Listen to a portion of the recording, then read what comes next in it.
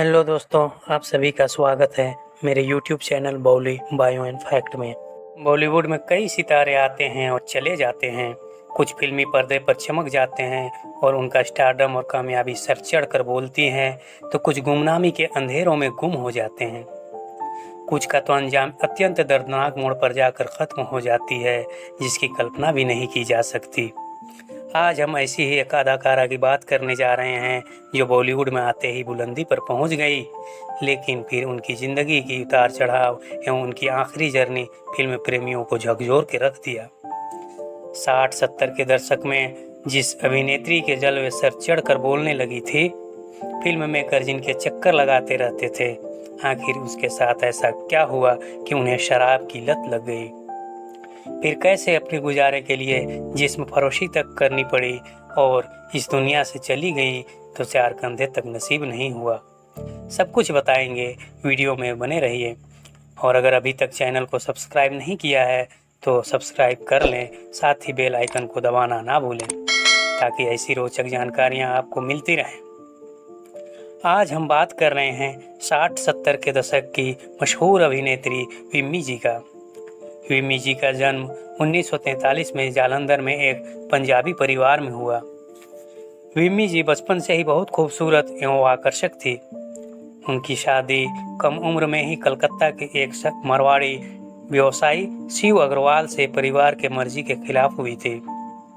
जिंदगी शान से चल रही थी, दौलत की कोई कमी न थी।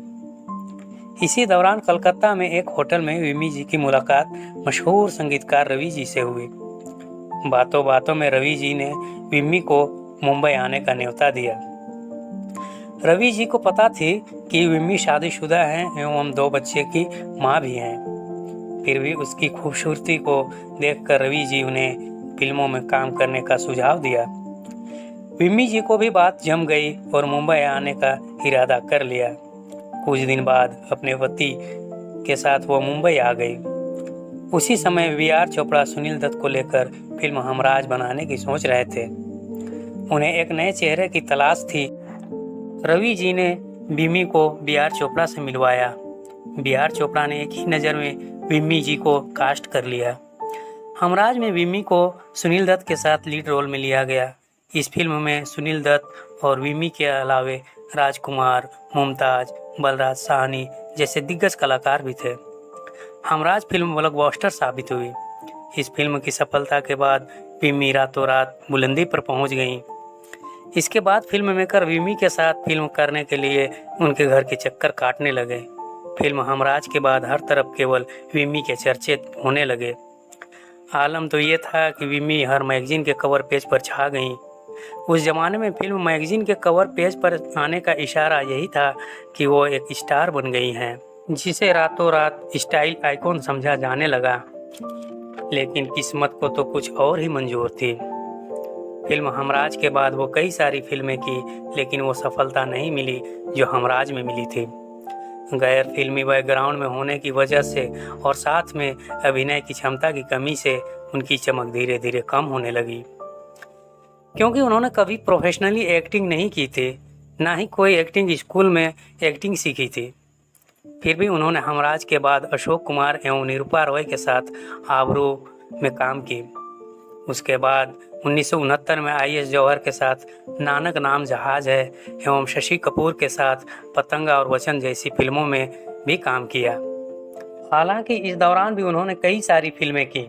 उनके करियर की प्रमुख फिल्में थी 1967 में आई फिल्म हमराज, 1968 में दीपक कुमार के साथ आबरू, 1969 में नानक नाम जहाज है, 1971 में गुड्डी और कहीं आर कहीं पार, 1971 में ही शशि कपूर के साथ पतंगा, 1973 में कहानी हम सब की, 1974 में फिर से शशि जी के साथ वचन तथा 1978 में अशोक कुमार के साथ प्रेमी गंगाराम। उसने एक और फिल्म भी की थी जिसका नाम क्रोधी था, जो 1981 में उसके मृत्यु के 4 साल बाद प्रदर्शित हुई। लेकिन ये सारी फिल्में विम्मी जी के लिए कुछ खास नहीं कर पाई और फिल्मों में आने के महज 7 सालों के अंदर ही आर्थिक तंगी से वो ग्रस्त हो गई। इसी दौरान उसके टेक्सटाइल कंपनी जो कलकत्ते में थी वो भी कर्जे में डूब गई। विमी उस समय जुहू के बंगले में रहा करती थी, लेकिन जब गरीबी आई तो आम जिंदगी जीने पर मजबूर हो गई। आर्थिक तंगी आई तो पति शिव शराब के आदी हो गए और विमी से मारपीट करने लगे। पति से रिश्ते खराब होते चले गए और इसी समय विमी को फिल्म प्रोड्यूसर जोली से प्यार हो गया। विमी पति को छोड़कर जोली के साथ रहने लगी। ये प्यार भी महज कुछ दिनों की ही विमी की जिंदगी में रहने वाला था। चंद दिनों बाद जोली ने विमी को शराब की लत लगवा दी। विमी का करियर पूरी तरह बर्बाद हो गया। इसी बीच विमी का अपने पति शिव से तलाक हो गया।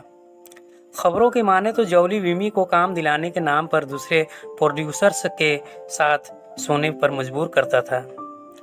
प्यार की मोहताज एवं आर्थिक तंगी से मजबूर विमी जोली की बात मानने लगी और प्रोड्यूसर्स से मिलने जाने लगी।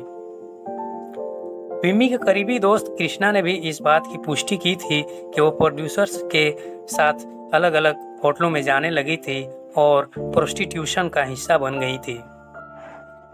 इन सब के बावजूद भी जोली विमी को टॉर्चर करता रहा। विमी ने जोली से सारे रिश्ते खत्म किए, लेकिन तब तक वो शराब की आदी हो चुकी थी और यही शराब की लत उनकी मौत का कारण भी बनी। करियर, बिजनेस सब बर्बाद हो चुका था। विमी लाइमलाइट से दूर हो गई और अकेले जिंदगी बिताने लगी। महज 34 साल की उम्र में विमी का लीवर पूरी तरह खराब हो चुका था। बीमारी का इलाज करवाने के लिए पैसे नहीं थे। जैसे तैसे जोली ने ही इन्हें मुंबई के नानावती अस्पताल के जनरल वार्ड में भर्ती कराया, जहां 22 अगस्त 1977 को विमी की मौत हो गई। अस्पताल में भर्ती के दौरान विमी की किसी भी परिवार वाले या दोस्त ने खबर नहीं ली। हालात इतने बदतर थे कि विमी को अस्पताल से शमशान घाट पहुंचाने वाला या कंधा देने वाला कोई मौजूद न था। आखिर जोली ने ही एक चाय वाले का ठेला कुछ समय के लिए मांगा और ठेले में रखकर उन्होंने विमी जी के शव को शमशान घाट पहुंचाया। मौत की खबर मिली तो सिर्फ 9 लोग अंतिम संस्कार में पहुंचे। विमी अपने निधन से 5 दिन पहले बीआर चोपड़ा से माफी मांगने गई थी। उस समय भी वह नशे में थी और सस्ते शराब की बू आ रही थी। विमी के हाथ और शरीर पर गहरे चोट के निशान भी थे और वो बहुत परेशान लग रही थी। विमी के दोस्त कृष्णा ने विमी के मौत को उसके लिए जिंदगी से ज्यादा सुकून देने वाला बताया। उनका कहना था कि जिस दर्दनाक हालात में विमी ने जिंदगी गुजारी, उससे कई गुना ज्यादा बेहतर उसके लिए मौत थी। आज वीडियो में इतना ही। अगर वीडियो अच्छी लगी हो तो लाइक एवं सब्सक्राइब करना ना भूलें।